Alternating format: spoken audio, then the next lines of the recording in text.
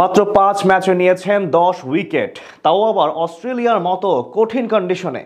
Economy rate 7-এর নিচে, bowling গড় চমকে ওঠার মতো।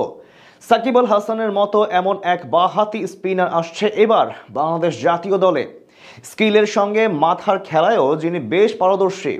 টাইগার দলে আসতে যাওয়া নতুন এক বাঁহাতি স্পিনারকে নিয়েই বাকিটা জানবো জিশান মাহমুদের রিপোর্টে।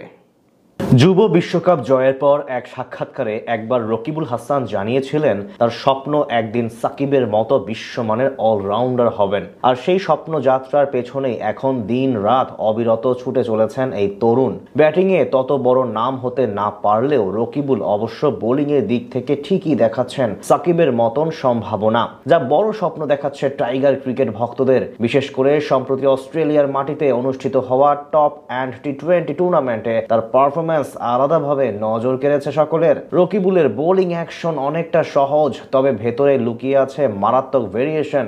বাঁহাতি অর্থোডক্স বোলার হলেও তিনি নিয়ন্ত্রণের সঙ্গে টার্ন করাতে পারেন, আবার স্লোয়ার ফ্লাইটে ব্যাটসম্যানকে বোকা বানাতে বেশ পারদর্শী। তার সবচেয়ে বড় শক্তি হলো লাইন লেংথে শৃঙ্খলাবদ্ধ থাকা।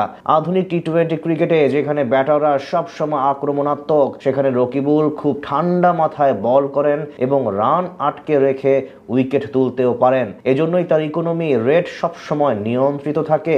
বাংলাদেশের ক্রিকেটে বাঁহাতি স্পিনারের ঐতিহ্য অনেক পুরনো। সাকিব আল হাসান তো আছেনই, যিনি বিশ্বের অন্যতম সেরা অলরাউন্ডার, কিন্তু সাকিবের উত্তরসূরি খুঁজে বের করাই এখন বড় চ্যালেঞ্জ। সেই জায়গায় রকিবুল হাসানের নাম উঠে আসা নিঃসন্দেহে ইতিবাচক খবর। এছাড়া তার আরো একটি বড় বৈশিষ্ট্য হলো সাকিবের মতো গুরুত্বপূর্ণ সময়ে ব্রেক থ্রু এনে দিতে পারেন, যার সুবাদে অনেক বিশেষজ্ঞ মনে করেন তার ভেতরে আন্তর্জাতিক মানের স্পিনারের সব গুণাবলী রয়েছে। চলমান টপ অ্যান্ড টি-20 টুর্নামেন্টে 11 অব্দি 5 ম্যাচ খেলে স্বীকার করেছেন চতুর্থ সর্বাধিক 10 উইকেট, বোলিং গড় মাত্র 12। তার চেয়ে বড় কথা, রকিবুলের ওভার প্রতি রান খরচের হার 6.5 চেয়েও কম, যেটা প্রমাণ করে অস্ট্রেলিয়ার মতো কঠিন কন্ডিশনেও কতটা কার্যকরী এই বাঁহাতি স্পিনার। এছাড়া সব ধরনের টি-20 ক্রিকেটে 55 উইকেট নিয়েছেন 7-এর নিচে ইকোনমি রেটে। বোলিং এর পাশাপাশি ব্যাট হাতেও ফিনিশার হিসেবে ভালো ভূমিকা রাখার সামর্থ্য রয়েছে তার। তরুণ বয়সী রকিবুলের বোলিং এ যে পরিণত মনোভাব দেখা যাচ্ছে, সেটি তাকে আলাদা করছে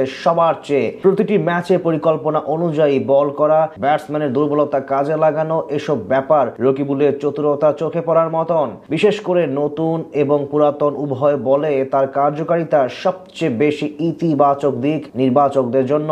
এখন এভাবে যদি নিজের ধারাবাহিকতা বজায় রাখতে পারেন, তাহলে নিশ্চিতভাবে সামনে বড় সুযোগ অপেক্ষা করছে তার জন্য। তাছাড়া ভক্তদেরও আশা, জাতীয় দলে লম্বা সময় ধরে সার্ভিস দেবেন তিনি। সাকিবের পর বাংলাদেশ দলে অনেক বাঁহাতি স্পিনারের আগমন ঘটলেও এশিয়ার বাইরে তারা তত বেশি ইফেক্টিভ না। এদিক থেকে পুরোপুরি ভিন্ন রকিবুল, তাই তাকে নিয়ে বড় স্বপ্ন দেখতে শুরু করেছে সকলে।